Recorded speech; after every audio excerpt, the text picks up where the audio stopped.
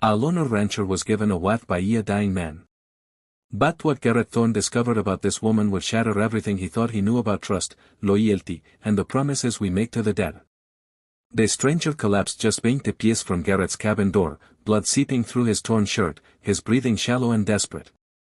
Garrett had been chopping wood when he heard the horse stumble and crash. Now he knelt beside a man whose eyes were already glazing over, whose lips moved with urgent whispers. "Please," the dying man gasped, his fingers clutching Garrett's shirt with surprising strength. "My wife, Celeste, she's all I have left in this world." Garrett looked around the empty landscape, seeing no woman, no second horse, just endless stretches of rocky terrain and the kind of silence that made a man question his own sanity. "Where is she?" Garrett asked, but the stranger's grip tightened. "Come in behind me. Maybe an hour, maybe two." Blood bubbled at the corner of his mouth. Promise me. Promise me you'll take care of her. She's got nowhere else to go." Garrett had lived alone for 8 years. 8 years of talking to his horses more than people. Of eating cold beans from a can. Of watching sunsets with only his thoughts for company. The last thing he needed was a stranger's dying wish, complicating his carefully constructed solitude. "I don't know anything about taking care of, promise me." The man's voice cracked with desperation. She's special, but she's also dangerous. People want to hurt her because of what she knows." "What she knows?" The words hung in the air like smoke from a dying fire. Garrett felt something cold crawl up his spine. What kind of woman traveled through hostile territory with secrets dangerous enough to kill for? The stranger reached into his jacket with trembling fingers and pulled out a small leather pouch. "Give this to her. She understand. And whatever you do, don't let her open it until she's ready to tell you the truth." Garrett took the pouch, feeling its surprising weight. Inside, something hard pressed against the leather. Something that felt like metal, like a key. "What truth?" he asked. But the stranger's eyes had already gone blank, his hand falling away from Garrett's shirt like a broken branch. The wind picked up, carrying with it the distant sound of hoof-beats. Someone was coming.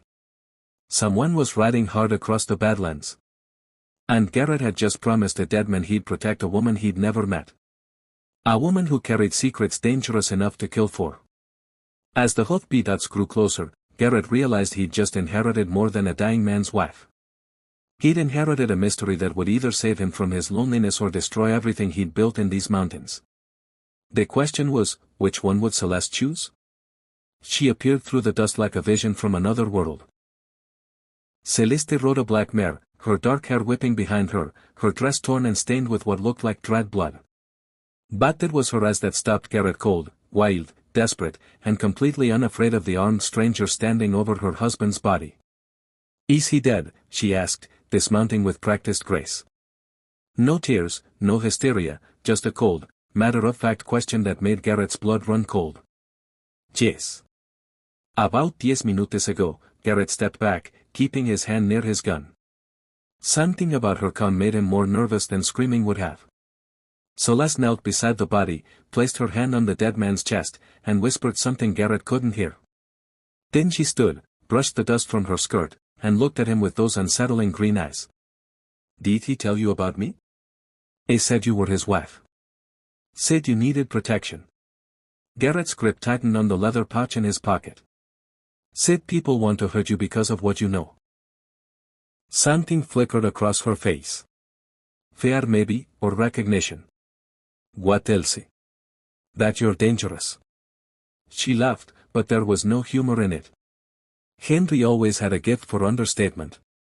She looked at the horizon where dust clouds suggested riders in the distance. "How many men can you handle, Mr. Thorne?"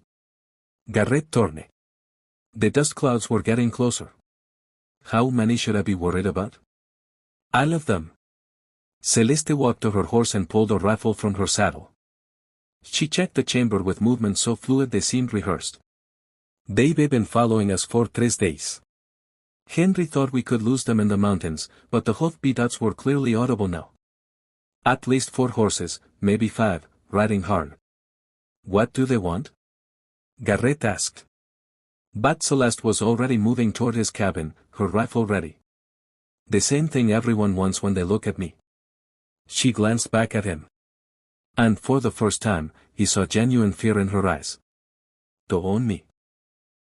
Garrett felt the weight of the leather pouch in his pocket. Felt the promise he'd made to a dying man. Henry had said she was special. They also said she was dangerous. Looking at the way she held that rifle, the way she scanned the terrain like a seasoned scout, Garrett was beginning to understand that both things were true.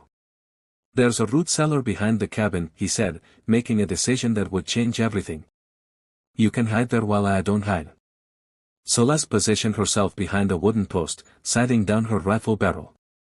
And neither should you, unless you want them to burn down everything you've built here. The riders crested the hill, 5 men in long coats, their faces hidden beneath wide-brimmed hats.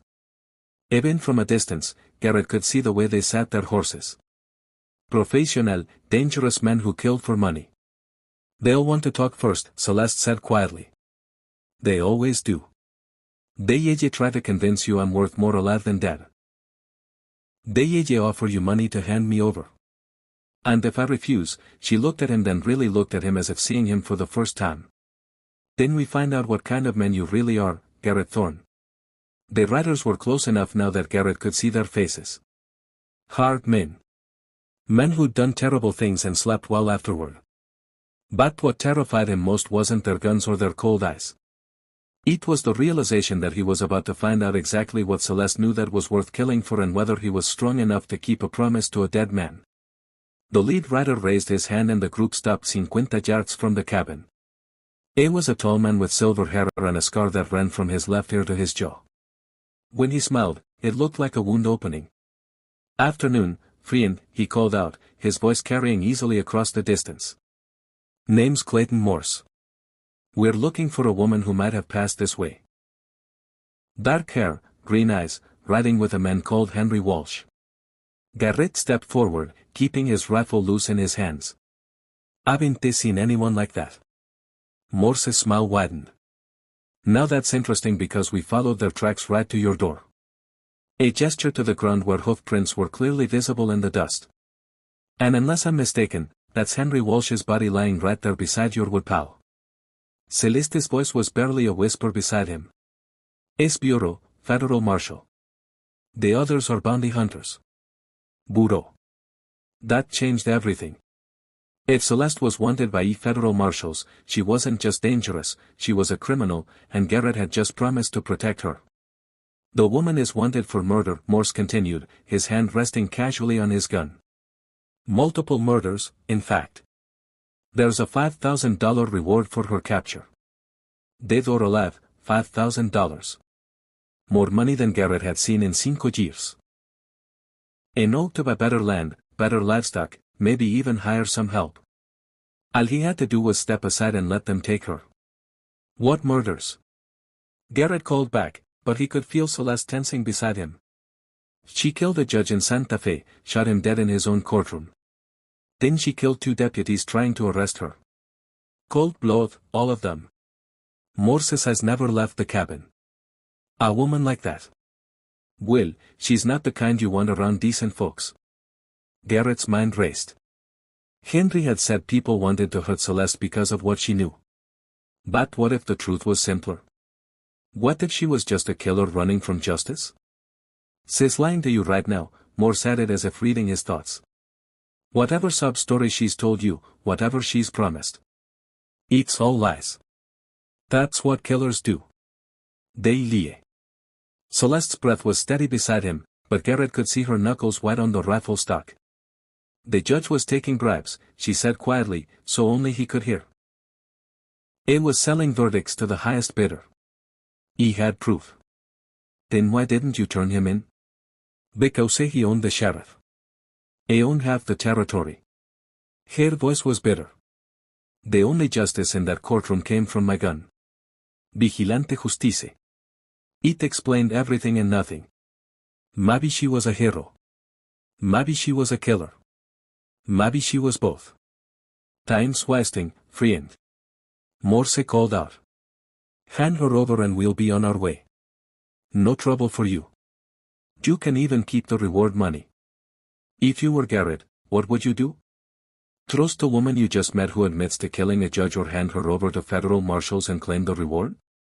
Tell me in the comments.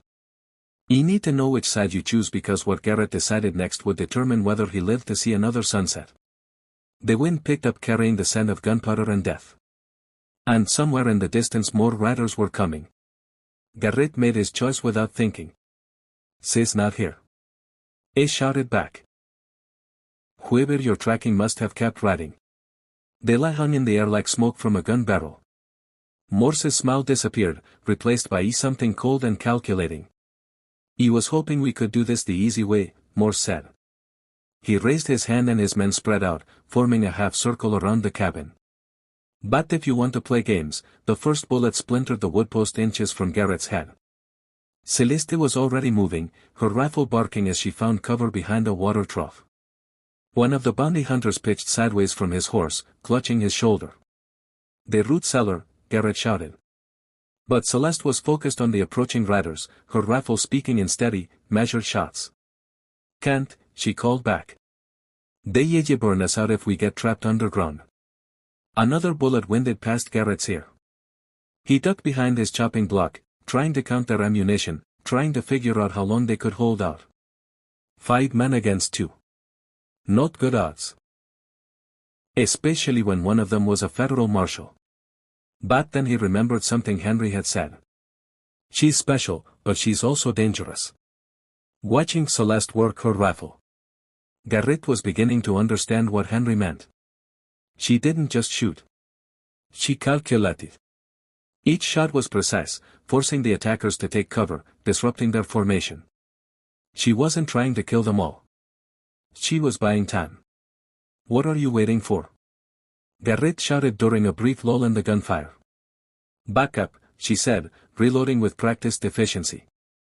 Henry sent word ahead. "If we can hold out another 10 minutes, back up from who?"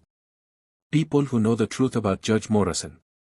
Celeste's next shot took out one of the horses, sending its rider scrambling for cover. People who'd been waiting for someone to stand up to Moore's operation. Operation. The word hit Garrett like a physical blow. This wasn't just about bringing in a fugitive. This was something bigger. "Morris isn't just a marshal," Celeste continued, her voice steady despite the bullets flying around them. "He's been working with Morrison for years. Fake trials, bought verdicts, splitting the profits. Anyone who tried to expose them disappeared." The leather pouch in Garrett's pocket seemed to burn against his leg. Evidence. That's what Henry had given him. Proof of the corruption. "The pouch," he said. "What's in it?" Hugh Morrison's personal ledger. Every bribe, every fake trial, every murder they covered up. Celeste fired again, and another attacker dove for cover. "Henry stole it the night before the trial. That's why they've been chasing us." Thunder rumbled in the distance. Except it wasn't thunder. It was off-beats. A lot of them coming fast from the east. Morris must have heard it, though, because his men were looking nervous, glancing over their shoulders. "Last chance," Morse shouted. "Hand over the woman and the evidence and we'll let you live." The approaching riders were visible now. At least 8 men, maybe 10, riding hard across the Badlands, but Garrett couldn't tell if they were friend or foe. "That's my answer," Celeste called back, putting another bullet uncomfortably close to Morse's position. What happened next would haunt Garrett for the rest of his life. Morse made a signal to his men, and they suddenly changed tactics. Instead of trying to storm the cabin, they began shooting at everything. The water barrels, the supply shed, even Garrett's horses in the corral. They weren't trying to capture Celeste anymore. They were trying to destroy everything Garrett had built to punish him for choosing the wrong side. And as his 8 years of hard work went up in smoke and splinters, Garrett realized that sometimes doing the right thing cost everything you had.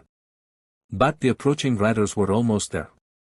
And whatever Celeste was counting on, they were about to find out if it was enough to keep them alive. The approaching riders wore badges. Real badges, not the fake authority. Morse claimed their leader was a weathered man with gray hair and eyes like flint. The kind of man who'd seen too much corruption and decided to do something about it. Federal Marshal Morse, the leader called out as his men surrounded the area. By order of the territorial governor, you're under arrest. Morse's face went white. What the hell is this, Davidson? This is justice catching up with you, Clayton. Davidson dismounted his hand on his gun. We've been investigating your operation for months. Jorge Morrison sang like a bird before he died. Died? Garrett felt the word hit him like a physical blow. If Morrison was already dead, then what was this really about? Morrison died of a heart attack 3 days ago, Davidson continued, but not before he confessed to everything, the bribes, the fixed trials, the murders. I love it. Celeste lowered her rifle slightly, confusion flickering across her face. Then why are they still chasing us? Because dead men can't testify, Morse snarled. But ledgers can, and witnesses can. A looked directly at Celeste. You're the only one left who can prove the scope of what we built. The leather pouch in Garrett's pocket suddenly felt heavier. The evidence wasn't just about past crimes. It was about an entire network of corruption that reached far beyond one crooked judge. Stand down, Clayton, Davidson ordered. It's over. Instead of surrendering, Morse made a desperate grab for his gun. The gunfight that followed was brief and brutal. When the smoke cleared, 2 of Morse's men were dead, and Morse himself was clutching a wounded arm. The evidence, Davidson said, approaching Garrett and Celeste. Henry Walsh died getting that ledger out. Where is it? Garrett pulled the leather pouch from his pocket, feeling its weight one last time before handing it over. Inside, he caught a glimpse of a small leather-bound book filled with names, dates, and amounts. Years of corruption documented in meticulous detail. There's enough here to bring down half the territorial government, Davidson said after examining the ledger. Morrison wasn't the only judge on their payroll. Celeste finally relaxed, her rifle lowering completely. So, it's over for you? Yes. The charges against you are being dropped. Self-defense, all of it. Davidson looked at the destruction around Garrett's cabin. As for compensation for your losses here, I don't want their money, Garrett said quietly. His horses were dead, his supplies destroyed. 8 years of work reduced to ash and splinters, but he'd kept his promise to a dying man, and somehow that felt like enough. Celeste walked over to Henry's body, knelt down, and whispered something only the dead could hear. When she stood, there were tears in her eyes for the first time. He was a good man, she said to Garrett. He deserved better than dying in the dirt. He got something better, Garrett replied. He got justice. But as the marshals led Morse and his surviving men away, Garrett realized the hardest part was just beginning. What did you do with a woman whose husband had just died? A woman who'd killed for justice and been willing to die for truth. A woman who was looking at him now like he might be the answer to a question she didn't know how to ask. The silence after the marshals rode away was deafening. Garrett and Celeste stood among the ruins of his life. The only sounds coming from whined through the broken timbers and the distant call of a hawk. I'm sorry, Celeste said finally. About your home, your horses, everything. Garrett looked at the destroyed corral, at the supply shed that was now just charred wood and ash. It can be rebuilt. Not by me. She walked to her horse, checking the saddlebags with mechanical precision. I need to go. There may be more questions, more trials. People from Morrison's network will want revenge. Where will you go? She shrugged, but Garrett could see the exhaustion in her shoulders. The way she held herself like someone who'd been running for so long she'd forgotten how to stop. California maybe or Mexico. Somewhere they don't know my name. She mounted her horse, then paused. Thank you for keeping Henry's promise, for choosing to trust a stranger. Garrett felt something crack open in his chest. 8 years of carefully maintained solitude crumbling like his cabin walls. They gotten used to the quiet, to the predictable rhythm of sunrise and sunset, work and rest. But watching Celeste prepare a ride away, he realized his carefully constructed life had been less peace than emptiness. Stay, he said, the word coming out rougher than he intended. Celeste's hand stilled on the res. What? Stay. Help me rebuild, he gestured at the destruction around them. Somewhere they don't know my name. She mounted her horse, then paused. Thank you for keeping Henry's promise, for choosing to trust a stranger. Garrett felt something crack open in his chest. 8 years of carefully maintained solitude crumbling like his cabin walls. They gotten used to the quiet, to the predictable rhythm of sunrise and sunset, work and rest. But watching Celeste prepare a ride away, he realized his carefully constructed life had been less peace than emptiness. Este, he said, the word coming out rougher than he intended. Celeste's hand stilled on the ras. What? Este. Help me rebuild, he gestured at the destruction around them. I could use the company. And you? You look like someone who's tired of running. For a moment, hope flickered across her face. Real and guarded hope. Then it died, replaced by something sadder and more practical. You don't know me, Garrett. You don't know what I've done, what I'm capable of. She looked at the spot where Henry's body had lain. He killed 3 men in that courtroom. Maybe they deserved it. Maybe justice demanded it. But I still pulled that trigger. I'm not the kind of woman who builds homes. I'm the kind who burns them down. Henry didn't think so. Henry was dying. Dying men see what they want to see. Garrett stepped closer to her horse, close enough to see the exhaustion in her eyes, the weight of everything she'd carried alone. What did you whisper to him when he was dying? Celeste's breath caught. I promised him I'd find a way to live again. Really live, not just survive. She shook her head, but I don't think I remember how. Then learn. Garrett reached up and placed his hand over hers on the reins. We both learn together. For a long moment, they stayed like that. Her on horseback, him standing in the ruins of his old life. Both of them balanced on the edge of a decision that would change everything. I don't know how to be anyone's wife, she said quietly. I don't know how to be anyone's husband. Garrett smiled for the first time in 8 years. Seems like we're starting even. Celeste looked at the horizon where the sun was beginning its descent toward the mountains. Somewhere out there was a laugh of running, of always looking over her shoulder, of sleepy.